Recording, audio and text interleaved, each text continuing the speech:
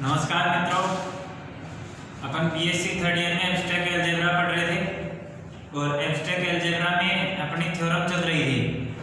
आज की जो नेक्स्ट थ्योरम होगी वो थ्योरम होगी, अगर एफ जी से जी डैश पे होमोमॉर्फिज्म है और ए मैप हो रहा है एफ ए, तो ए का ऑर्डर एफ ए का ऑर्डर ए के ऑर्डर को डिवाइड करेगा। ठीक है, जैसे अपन पढ़े एब्स्ट्रैक्ट अलजेब्रा।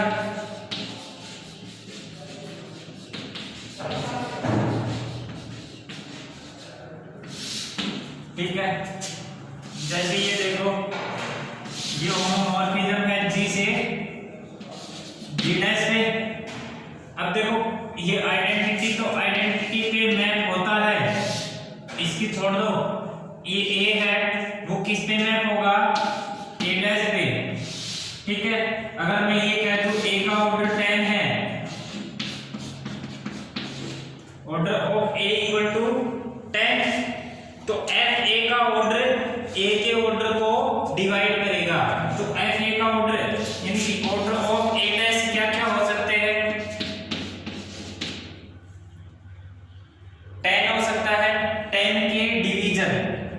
इसका ऑर्डर अगर 10 है तो ए डैश का ऑर्डर 10 हो सकता है, 10 का डिवीजन 5 हो सकता है और 2 और 1। ठीक है, तो ऑर्डर ऑफ ए डैश 10 भी हो सकता है, 5 भी और 2 और 1। ठीक है, अब मैं ये कहूं कि आपके पास G इक्वल टू है Z5। ठीक है, और ये G डैश है, ये G डैश है Z2। ठीक है, order of G equal to 5 और order of G dash 2। G किस Z5 के इक्वल दे रखा है और G डैश Z2 के इक्वल दे रखा है। तो Z5 में आपको पता है कि एक ऑर्डर का एलिमेंट 1 होता है, बाकी 4 एलिमेंटों का ऑर्डर 5 होता है। Z2 में एक ऑर्डर का एलिमेंट 1 होता है और एक ऑर्डर का एलिमेंट 2 होता है। अब देखो Z5 में 0 1 2 3 4 और 5 और इधर 0 और 1। 0 Z2 की आइडेंटिटी और 1 इसका एलिमेंट। आइडेंटिटी तो हमेशा आइडेंटिटी पे मैप होगा ही। ये क्या है, होमोमॉर्फिज्म।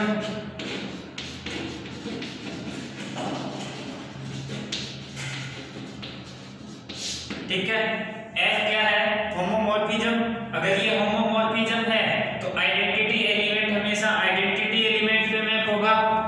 इसके अलावा 1 का ऑर्डर 5 है, 1 का ऑर्डर 5 है, तो इधर ये किस किस पे मैप हो सकता है, या तो 5 ऑर्डर के एलिमेंट पे हो सकता है या एक ऑर्डर के एलिमेंट पे।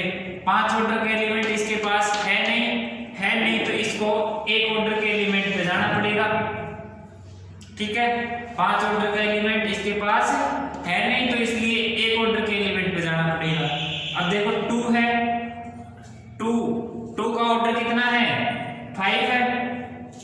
एक बार एलिमेंट लिख देता हूं, एलिमेंटों का order of 0 equal to 1, order of 1 equal to 5, order of 2 equal to 5, order of 3 equal to 5 और ऑर्डर ऑफ 4 इक्वल टू 5। ठीक है, और इसमें order of 0 equal to 1, order of 1 equal to 2। ठीक है, 1 का ऑर्डर 1 है और 2 का ऑर्डर 0 का ऑर्डर 1 है और 1 का ऑर्डर 2 है। अब देखो 0 0 पे मैप हो सकता है, 1 0 1 या 1 का ऑर्डर कितना है 5, तो या तो एक ऑर्डर के एलिमेंट पे मैप हो सकता है या 5 ऑर्डर के एलिमेंट। 5 ऑर्डर का एलिमेंट है नहीं, इसलिए 1 पे गया, एक ऑर्डर के एलिमेंट पे। अब नेक्स्ट देखो 2 का ऑर्डर 5 है, 2 का ऑर्डर 5 है, तो सेम प्रोसेस, या तो 1 ऑर्डर के एलिमेंट पे मैप हो सकता है या 5 ऑर्डर के एलिमेंट पे। 1 ऑर्डर के एलिमेंट पे मैप होगा तो ये आइडेंटिटी पे जाएगा, तो यहां से देखो 0 1 2 3 4 और ये 5, ठीक है। ये होमोमॉर्फिज्म, एकमात्र होमोमॉर्फिज्म मिलेगी और ये यही होगी, ठीक है। अब देखो अगर होमोमॉर्फिज्म पूछ ले आपके नेट की जेम के हिसाब से मैं बता देता हूं। जेम में पूछ लेता है कि Zm से Zn पे होमोमॉर्फिज्म कितनी होंगी, तो एक होमोमॉर्फिज्म देखो Zm से Zn पे how many homomorphism,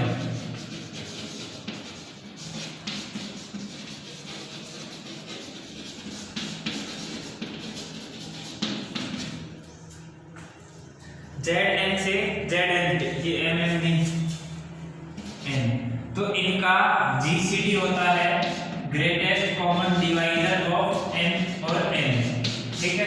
greatest common divisor, इनमें से सबसे बड़ा डिवीजर कॉमन कौन सा होगा।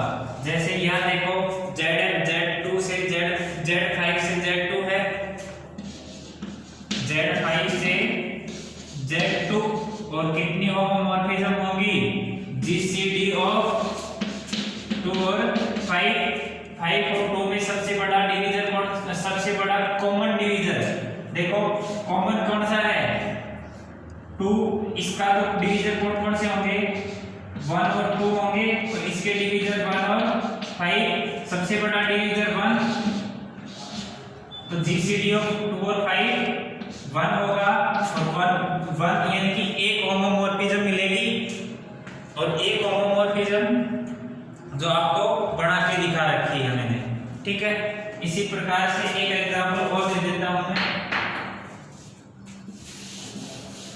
अगर Z2 से Z5 हो, Z2 से Z5 होमोमॉर्फिज्म हो तो कितनी हो सकती है, ये तो 0 और ये 1, 0 1 2 3 4, ठीक है।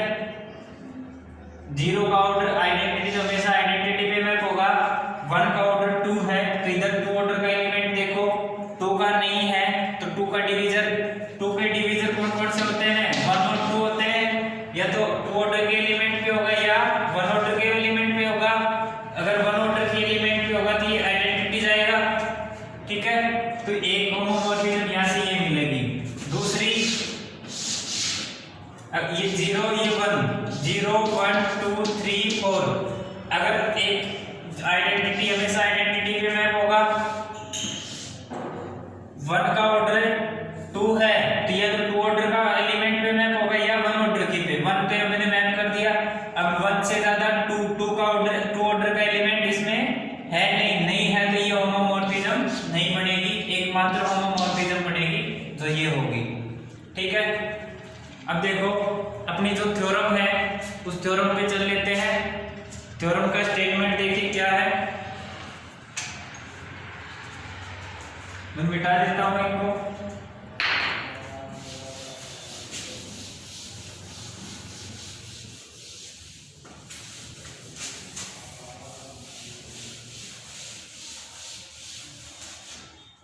छोटी सी थ्योरम है, ये कह रहा है यदि f G से G' पर एक समाकारिता है, प्रमेय 6, थ्योरम नंबर 6, यदि f समूह G से G' पर समाकारिता है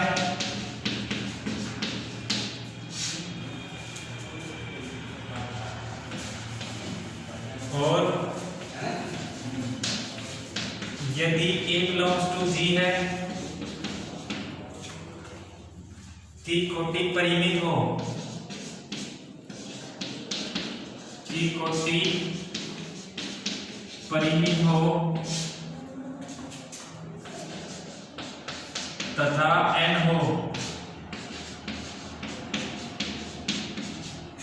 तो f A की कोटि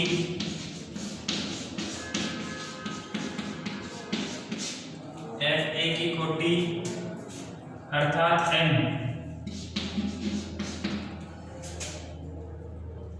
n का भाजक है, ठीक है,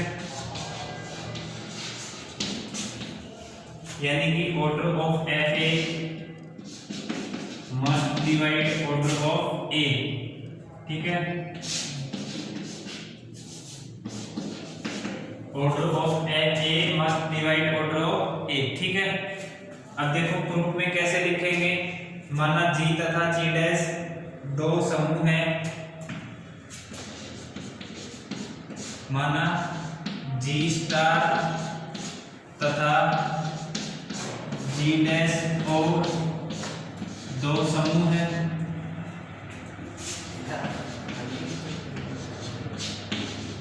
ठीक है, यहाँ तथा order of A belongs to ji,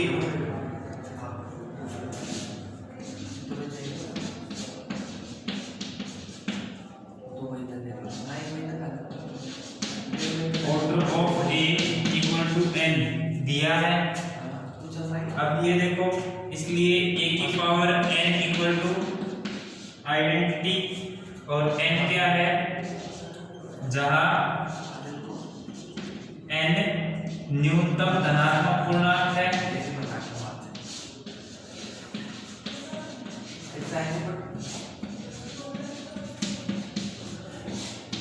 N क्या है, एन क्या है, न्यूनतम धनात्मक पूर्णांक है। तो E dash equal to F of E, identity किस पे मैप होता है, आइडेंटिटी पे। अब ई किसके बराबर है, एफ ऑफ ए की पावर एन के, और ए की पावर एन किसके बराबर लिख सकते हैं, ए स्टार ए। देखो ई डैश बराबर एफ ऑफ ए की पावर एन, और एफ ऑफ ए की पावर एन को क्या लिख सकते हैं,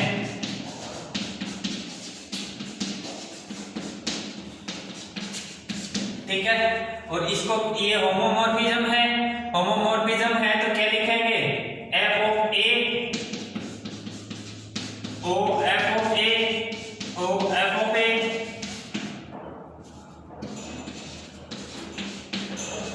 यानी कि स्टार को बाइनरी ऑपरेशन पे कन्वर्ट हो जाएगा, और इसको क्या लिखेंगे, एफ ऑफ ए की power N, this implies order F of A की पावर एन बराबर E dash, this implies order of F A equal to order of F A less than और इक्वल एन, दिस इंप्लाइज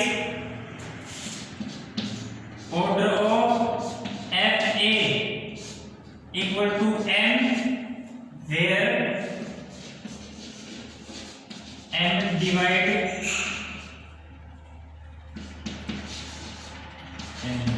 ठीक है, n किसको divide करेगा, n को divide करेगा। ठीक है, अब ये देखो,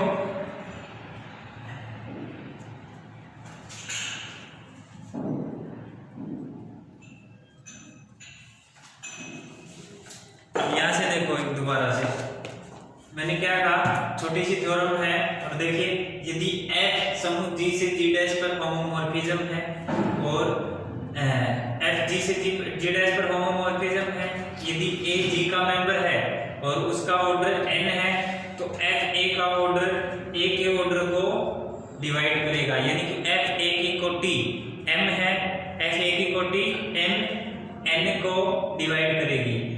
प्रूफ में क्या लिखेंगे, माना G और G स्टार दो ग्रुप हैं, और A G का मेंबर है, F A का ऑर्डर n दिया हुआ है, तो A का ऑर्डर n दिया हुआ है, इसलिए A की पावर n आइडेंटिटी होगा, और n क्या है, न्यूनतम धनात्मक पूर्णांक है। अब देखो, आइडेंटिटी एलिमेंट हमेशा आइडेंटिटी पे मैप होता है।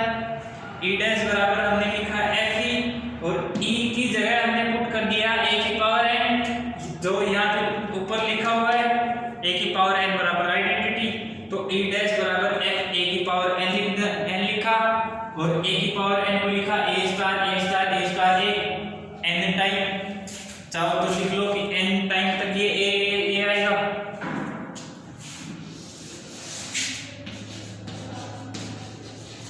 ठीक है। और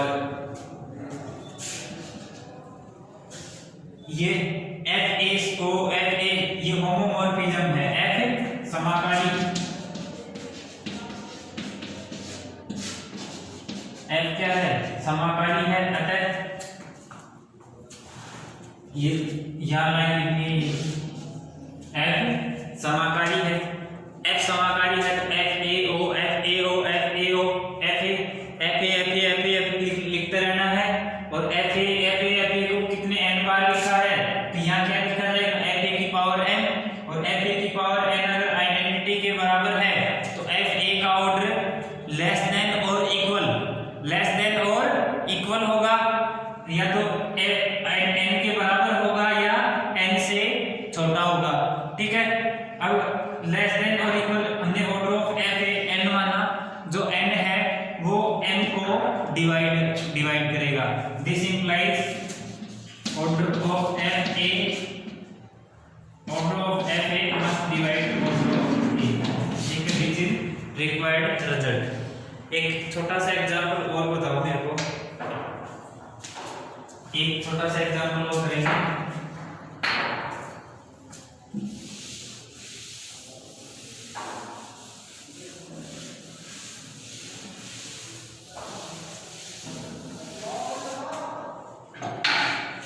Z4 से Z4 कितनी होमोमॉर्फिज्म होगी? F है Z4 से Z4, तो यहाँ पे अपन GCD देखेंगे 4 और 4 कितनी होंगी? 4 0 1 2 3, इधर भी 0 1 2 3। ठीक है। आइडेंटिटी एलिमेंट हमेशा आइडेंटिटी पे मैप होगा। 1 का ऑर्डर 4 होता है, मैं लिख देता हूँ ऑर्डर ऑफ 0 बराबर 0, ऑर्डर ऑफ 1 बराबर 4, ऑर्डर ऑफ 2 बराबर 2 और ऑर्डर ऑफ 3 बराबर 4। ठीक है। 1 का ऑर्डर 4 है तो 1 का ऑर्डर 4 है, या तो 1 पे मैप होगा या 3 पे मैप होगा। जो पॉसिबिलिटी बनती जाती है वो लिखते जाओ। 0 0 पे मैप होगा, इसके पास एकमात्र पॉसिबिलिटी होती है। 1 के पास 2 पॉसिबिलिटी है, या तो 1 के पास मैप होगा या 3 के पास मैप होगा। 1 के पास मैप करवा दिया और 3 के पास मैप करवा दिया। ठीक है। अगर 1 का ऑर्डर 4 है तो 1 का ऑर्डर 4 है तो 4 पे मैप हो सकता है, 4 पे मैप हो सकता है और 2 पे मैप हो सकता है और 1 पे भी मैप हो सकता है, क्योंकि 1 का ऑर्डर 4 है। 4 के डिवीजन 4 2 और 1, तो देखो 4 ऑर्डर के एलिमेंट पे मैप करवा दिए। अब किस पे मैप करवाओ?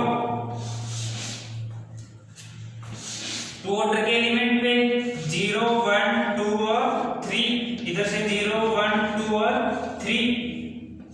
ये होमोमॉर्फिज्म है। आइडेंटिटी के पास केवल एक पॉसिबिलिटी होती है, 1 के पास 4 पॉसिबिलिटी होगी। चारों पॉसिबिलिटी में 1 पे मैप हो सकता है, 1 3 पे मैप हो सकता है। ठीक है। 1 अब 2 पे भी मैप हो सकता है, क्योंकि 1 का ऑर्डर 4 है और 4 का डिवीजन 2 है, तो 2 ऑर्डर का एलिमेंट 2 है, तो 2 ऑर्डर के एलिमेंट 2 पे भी मैप हो सकता है। ठीक है।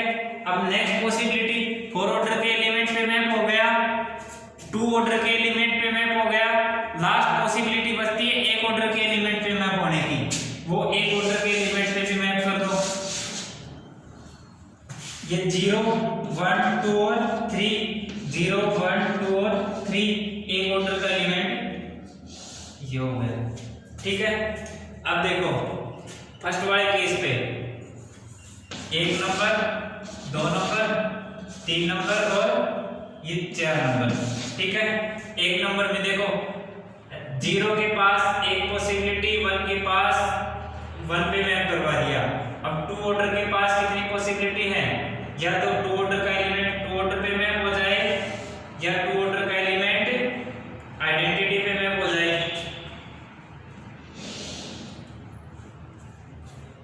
2 अब 3 के पास भी वही 3 पॉसिबिलिटी है। 3 के पास अगर 1 पे जाएंगे, ये 3 के पास 3 पे पहुंच जाए और 3 के पास ये 1 पे पहुंच जाए, तो ये 2 को एक पॉसिबिलिटी बचेगी। 2 के पास ये दो पॉसिबिलिटी है, एक तो 2 पे मैप हो जाए, एक 0 पे मैप करवा दिया, 2 पे मैप करवाना था। अब 3 के पास कितनी पॉसिबिलिटी होती है, 3 के पास 4 पे पहुंच जाए, 2 पे पहुंच जाए और एक ऑर्डर पे 4 ऑर्डर पे, तो देखो ये यहाँ पहुंचा दिया और यहाँ पहुंचा दिया। अब देखो एक 2 ऑर्डर के एलिमेंट के पास पहुंचे तो ये 4 ऑर्डर का एलिमेंट ये 2 ऑर्डर के एलिमेंट के पास पहुंच गया, ठीक है। अब 2 ऑर्डर के एलिमेंट को या तो 2 ऑर्डर के एलिमेंट पे पहुंचना पड़ेगा या एक ऑर्डर के एलिमेंट पे, तो ये एक ऑर्डर के एलिमेंट पे पहुंच गया, ठीक है। अब इधर देखो ये सारे एलिमेंट की आइडेंटिटी पे मैप हो रहे हैं, ठीक आया समझ में। तो ये 2 होमोमॉर्फिज्म तो बनेंगे, 1 होमोमॉर्फिज्म, ये 2 तो क्या बनेगी 1 होमोमॉर्फिज्म, यानी या मोनोमॉर्फिज्म या एक की समकालिता, ठीक है। तो ये मैंने एग्जाम्पल से भी बताया और थ्योरम का प्रूफ भी बताया, उम्मीद करते हैं समझ में आया होगा। ये एग्जाम्पल से भी आप समझ सकते हो, एग्जाम्पल आपके यहाँ काम में नहीं आएंगे और इनसे रिलेटेड न्यूमेरिकल वैल्यू पूछेगा गेट में, नेट में, जैम में और एमएससी एंट्रेंस एग्जाम में, ठीक है। MSc entrance exam Delhi university का, सेंट्रल यूनिवर्सिटी का, राजस्थान यूनिवर्सिटी का और ये आईआईटी जैम का दोगे, सभी में पूछा जा सकता है। जेड से जेड पे कितनी होमोमॉर्फिज्म होंगी, काउंटिंग बतानी हो तो सीधा जीसीडी ऑफ एमएन, ठीक है। अगर ये दोनों साइक्लिक ग्रुप हो तो ही हो गए, केवल जेड से जेड, अगर जेड की जगह वो दे दे K4 to Z4 तो उसमें ये केस लागू नहीं होगा, ठीक है। उसके लिए फिर अलग तरीके से सोचना पड़ेगा, वो आपके लेवल पे पूछा भी नहीं जाता है, नेट में पूछा जाता है वैसा क्वेश्चन, तो अपन वहाँ यहाँ काम नहीं करेंगे इतना, ठीक है। उम्मीद करते हैं सब कुछ समझ में आया होगा, और अगर कोई डाउट हो तो मैसेज करिए। नेक्स्ट लेक्चर में नेक्स्ट थ्योरम के साथ में अपन आपके डाउट को भी इंक्लूड करेंगे। धन्यवाद।